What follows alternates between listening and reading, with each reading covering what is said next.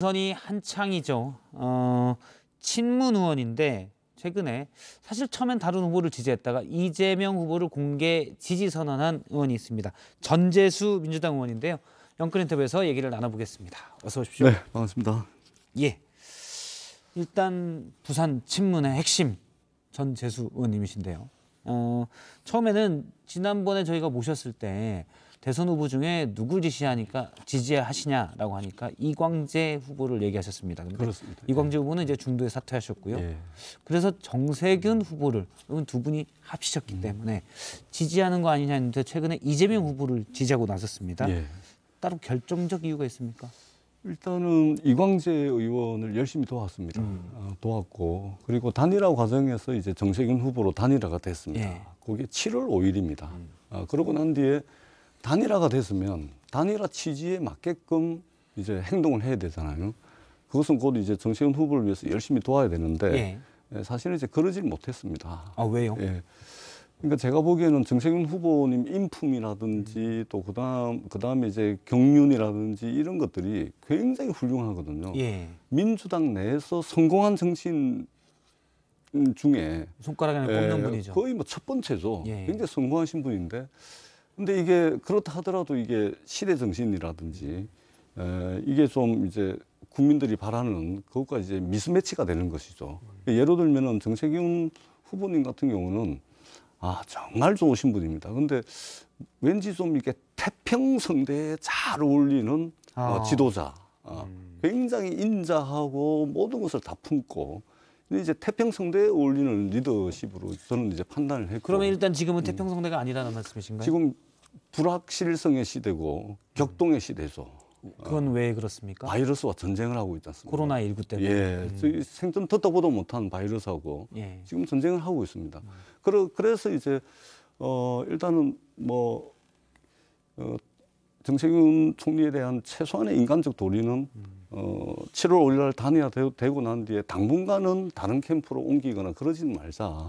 그래서 이제 그렇게 좀 한두 달 지내다가 8월 31일 날 이제 이재명 후보 지지선언을 하기로 했는데 이제 정세균 캠프 쪽에서 지금 캠프가 충청 남북도에 전력을 다하고 있는데 9월 4, 5일 날 투표함을 열게 돼 있는데 8월 말에 만약에 지지선을 해버리면 바람을 확 빼는 거죠. 바람을 확 그래서 지지선은 하는 건 좋은데 이게 충청도 경선 끝나고 난 뒤에 좀 하면 안 되겠냐. 그래서 이제 그렇게 하는 것이 또 최소한의 인간적 도리를 다하는 거다 해서 이제 8월 말에서 9월 7일로 옮겨가지고 그래서 이재명 후보 지지선언을 하게 됐습니다.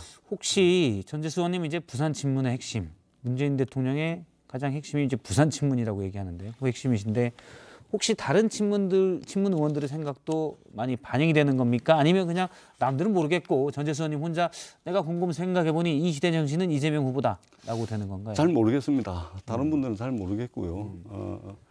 이전에 왜 제가 이제 경선 연기론 이야기했잖아요. 그때도 사람들이 이게 이재명 후보를 배제시키려고 하는 것이다. 이런 비판들이 있었거든요. 근데 그때도 사실은 제가 고민을 해가지고 말하자면 민주당의 집권 전략 차원에서 이제 제기를 했던 것인데 만약에 그게 이제 개파로 짜고 했다면 제가 먼저 띄우면 다른 의원들이 받아서 치고 그래야 되잖아요. 근데 저 혼자 이제 이야기를 했지 않습니까? 그때도 어떤 특정 후보의 유불리라든지 누구를 배제시키기 위한 것이 아니고 전반적인 이제 그림을 그려보니까 이게 빨리 해가지고 득될 게 없겠구나. 그래서 민주당의 집권 전략 차원에서 이제 제시를 했던 건데 이번에도 마찬가지입니다. 그래서 아마 각자 판단을 할 것이고요. 집단으로 전재수 의원님이 가셨다고 해서 이게 지금 민주주의 4.0에서는 아직 캠프를 못 정한 의원들이 꽤 있는 걸로 알고 있는데 민주주의 4.0 최대 친문 그룹이라고 하는 민주주의 4.0이 조직적으로 움직이는 방향타다라고 판단하는 건 이르다는 성급하다는 것이죠. 너무 앞서 나가는 것이기도 하거니와 그럴 가능성이 별로 없습니다. 왜냐하면 민주주의 4.0이 이제 스펙트럼이 굉장히 넓습니다. 넓기 때문에 어떤 뭐 상명하복이랄까 일사불란함이랄까 뭐 이런 것이 담보되기는 상당히 어렵다라고 판단을 하고 있기 때문에 아마 의원들 개인적인 판단에 따라서 사실 옛날 총재 정당의 총재가 있던 시절에는 일사불란 상명하복이 좀 있었는데 최근엔 뭐 국회의원들이 그런 거는 없고 사실 그게 맞죠. 개별 헌법기관이니까요. 그럼요. 이미 여의도에는 그거 없어졌다가 그래서 제가 늘 드리는 말씀이 네. 어떤 당의 무슨 뭐 친문이다 뭐 비문이다 또 친박이다 친이다 이것은 그 당을 하나 뭐 분석하는 툴로서는 유효할지는 몰라도 사실은 관념 속에 존재하는 것이지 예. 실체가 있는 것은 아니다. 이렇게 보는 게 맞을 겁니다. 그런데 정세균 후보가 일단 원래 이광재 후보를 지지하다가 이광재 후보가 중도 사퇴하면서 정세균 후보와 단일화를 해서 자연스럽게 M&A가 되셨는데 지금 민주당의 유력한 또는 일강일중으로는 이재명, 이낙연 후보가 있는데 이 시대 정신에 이낙연 후보는 조금 못 미칩니까?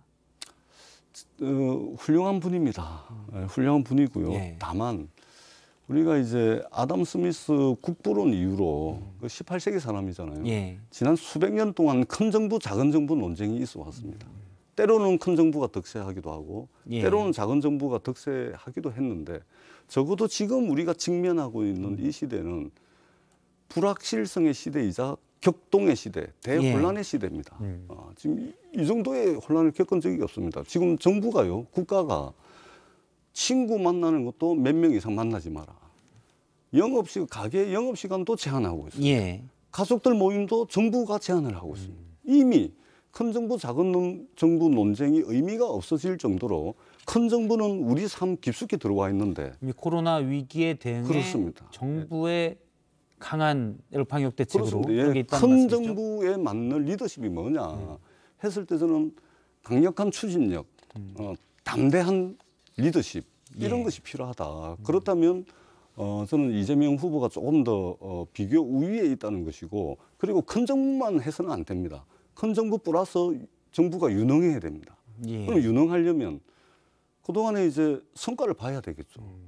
그러니까 이제 성남시정이라든지 경기도지사를 하면서 이룩해낸 요만한 성과라도 그것이 그 성남 시민들과 경기도민들에게 실질적인 도움이 되는 그런 성과들을 상당히 많이 만들어 왔다는 것이죠. 그러면 큰 정부에 맞는 리더십과 유능한 정부를 이끌어 나갈 수 있는 콘텐츠까지 가지고 있다라는 판단이고 예. 그래서 비교 우위에 있다. 민주당의 모든 후보님들 어디에 내놔도 손색이 없지만 그렇다는 판단입니다. 지금 뭐 최근에 그 이재명 후보를 지지하는 의원들, 캠프 분들 중에서 가장 설득력 있게 이제 이 시대 이재명 후보라고 주장하시는 말을 얘기를 하시는 것 같습니다. 고민을 많이 했고요.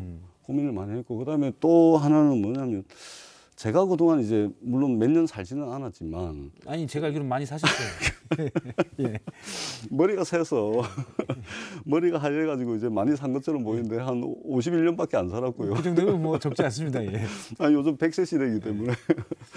근데 제가 이제 51년밖에 안 살았는데 제가 봐온 바에 의하면은 이게 가난을 딛고 일어선 사람들이 있잖아요. 예. 딱 두 부류가 있더라고요. 가난을 딛고 일어선 사람이 두 부류가 있는데 첫 번째 부류는 그 가난을 알기 때문에 가난한 사람 편에 서는 사람이 있고 예. 또 한 부류는 그 지긋지긋한 가난을 끊어버리기 위해 가지고 딛고 일어서 가지고 그것을 개인적 성공으로 만족하는 사람이 있더라고요. 그 과정에서 때로는 자기도 가난했는데 그걸 잊어버리고 가난한 사람을 딛고 일어서는, 예. 밟고 일어서는 이 두 부류가 있는데 제가 이재명 후보가 첫 번째 부류인 것 같습니다. 예를 들면 노무현 대통령이 그렇죠. 찢어지게 가난했잖아요. 그런데 그 가난을 개인적 성공, 가난한 사람을 밟고 일어나는 것이 아니고 가난한 사람 편에 서가지고 그 인권 변호사하고 그게 굉장히 공통점이 있죠. 그리고 또 하나는 노무현 대통령이든 문재인 대통령이든 결국은 이제 사람 사는 세상, 예. 사람이 먼저인 나라 아닙니까? 결국 사람이거든요.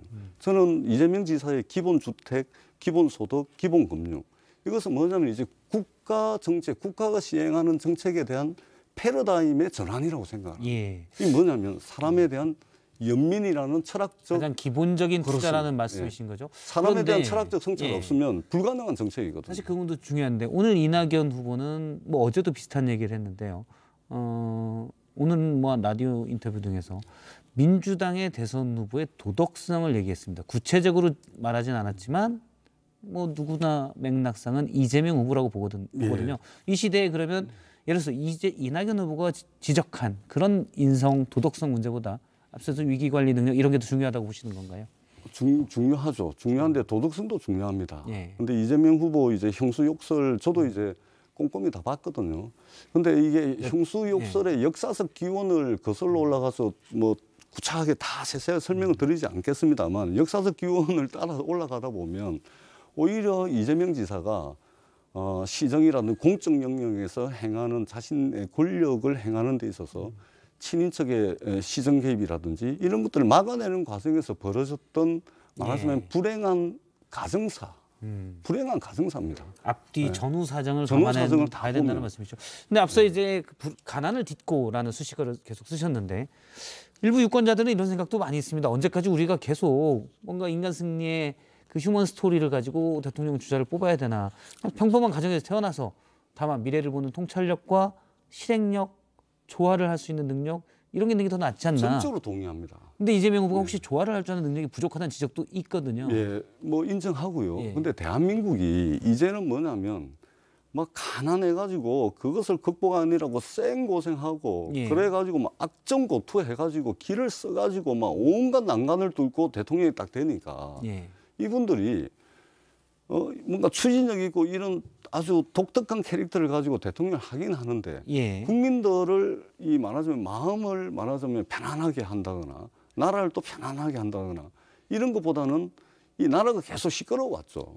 그런 측면에서 우리 국민들도 이제는 정말로 좀 부드러운 카리스마 또는 모든 사람들을 품을 수 있는 그런 대통령을 우리가 한 번쯤은 가져볼 필요가 있겠다 그런 생각이 드는데 근데 아쉽게도 오늘날 이 시대가 불확실하고 너무 이게 지금 혼란스러운 대혼란의 시대 한가운데 있기 때문에 우리가 이 위기를 좀 극복을 하면 그런 시대가 올 수도 있겠다. 그러면 말꼬리를 잡는 것 같긴 하지만 만약 코로나19가 아주 획기적인 치료약이 나오든 백신이 나와서 올 10월쯤에 11월에 정말 꿈 같은 얘기지만 완전히 걱정할 일이 없어졌다. 아 그러면 이재명 후보 됐고요. 이제 좀 이제 그때 되면 정세균 후보님 아주 이제 시운을 만나는 것이죠. 천운을 만나는 거죠. 그렇습니까? 그때는 이제 꼭 이재명 후보 아니어도 괜찮다는 말씀이신가요? 근데 그럴 가능성이 별로 현재 상황은 현재서 별로 없고 우리 예를 들면 그런 이제 태평성대 시대가 오면 우리 정세균 후보님 그 인품이나 역량을 볼 때 국민들 마음을 편안하게 하고 정말로 정쟁이 이 땅에 발 붙일 수 없을 정도로 모두를 다 품는 이런 이제 리더십을 가진 그런 분이거든요. 뭐 일각에서는 위기일 경우에 오히려 여러 갈등들, 사회적 갈등들을 해소해야 되기 때문에 그런 리더십이 낫다라는 의견도 일부는 있습니다. 역사적으로 그런 리더십은 없었습니다. 알겠습니다. 역사적으로. 다음 뭐 야당 얘기를 잠깐 여쭤보면요. 최근에 국민의힘 홍준표의 지지율이 조금씩 오르고 있거든요. 뭐 눈에 띄게 오르고 있습니다. 민주당 입장에서 좀 더 정확히 얘기하자면 이재명 후보 캠프 입장에서 보면 윤석열 후보가 더 상대하기가 편합니까? 홍준표 후보가 더 편합니까? 홍준표 후보가 더 어렵습니다. 더 어렵습니까? 예, 어렵습니다. 왜요? 윤석열 후보는 그러니까 제가 아까 조금 전에 말씀드렸듯이 지금은 뭔가 이제 국민들이 굉장히 힘들어합니다. 어디 좀 기대고 싶어합니다. 어디로 가야 될지 모르겠는데 이쪽으로 온나라고 길을 가르쳐주는 지도자를 원하는 시대거든요. 이게 시대 정신입니다. 그러면은 거기에 맞는 거는 이제 홍준표, 윤석열도 얼쭉 뭐 그 범주에 들어간다고 생각을 합니다. 그런데 결정적으로 홍준표 후보는 아주 극우적인 생각을 가지고 있고 극단적인 정책들이 있음에도 불구하고 이게 이 맥락을 알고 있습니다. 정책에 대한 내공이 있다는 말씀이시군요. 정책에 대한 맥락도 알고 있고 그 정책에 대한 역사적 기원이나 역사적 논쟁 과정들을 알고 있기 때문에 말하자면 컨텐츠가 있는 것이죠. 내용은 설사 극우적이라 하더라도. 그런데 윤석열 후보는 내용이 없어요.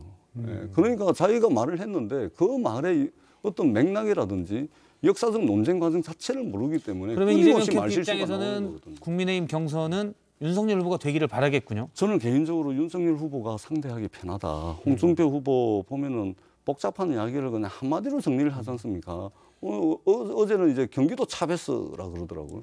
그 잘 모르는 사람들 혹 넘어갑니다. 그런데 잘못된 이야기죠. 아무리 대한민국에 베네수엘라하고 대한민국을 비교를 합니까? GDP 규모가 몇 배가 차이가 나는데 말이 안 되는 것이죠. 전 대통령 얘기는 홍 후보가 예전부터 자주 많이 했던 얘기입니다. 일단 지금 전재수 의원님은 이재명 캠프의 전재수 의원님은 윤석열 후보가 더 상대하기 쉽다라고 얘기하셨는데 이게 그렇습니다. 과연 역선택인지 아닌지는 시청자분들께서 판단하실 일인 것 같습니다. 역선택할 이유가 전혀 없습니다. 알겠습니다. 민주당 이재명 캠프의 전재수 의원과 얘기를 나눴습니다. 고맙습니다. 네, 고맙습니다.